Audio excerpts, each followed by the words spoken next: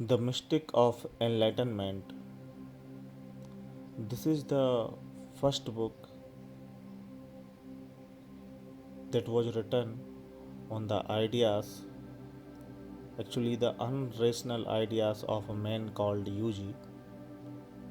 These are the collection of the dialogues made between Yuji and his friends or the visitors who visits him wherever he stays.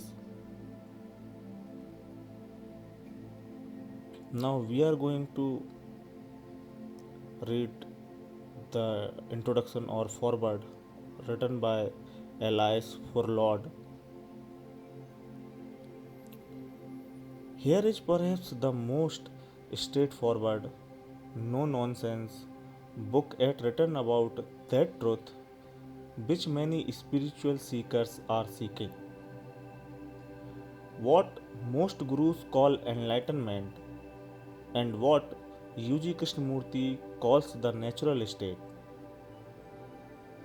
UG maintains in this selection from his conversations that so called enlightenment is a purely biological phenomena, that only when we are completely free of culture, conditioning, religious thinking, and intellect can the body, with its own extraordinary intelligence, free the human being to be in the natural state. UG has been living in this state since the experience he calls the calamity happened to him in Switzerland on his 49th birthday. He has since become widely known both in Europe and in India as one who speaks with authority on the subject. UG's talks are informal and take place wherever he happens to be.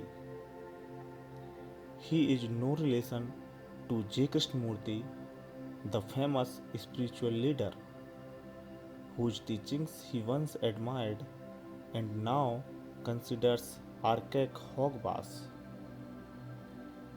He is probably the most controversial of all the experts in such matters, gurus or non gurus. He has been called outrageous, infuriating, and a prophet of anti wisdom. The mystic of enlightenment is a new, unique, invaluable roadside companion for all those on the path or thinking of setting out on it.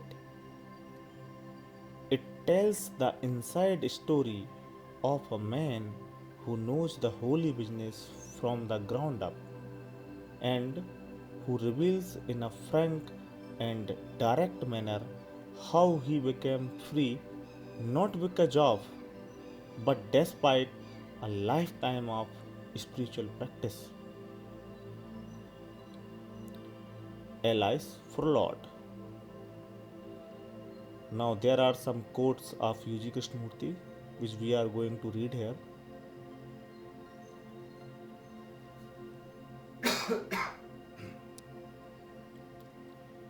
First quote is: people call me an enlightened man. I detest the term.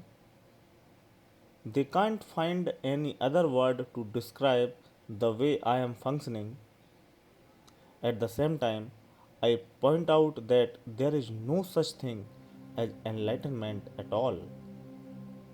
I say that because all my life I have searched and wanted to be an enlightened man, and I discovered that there is no such thing as enlightenment at all. And so the question whether a particular person is enlightened or not does not arise. I don't give a hoot for a 6th century BC Buddha, let alone all the other claimants we have in our midst. They are a bunch of exploiters thriving on the gullibility of the people. There is no power outside of man. Man has created God out of fear. So the problem is fear, not God.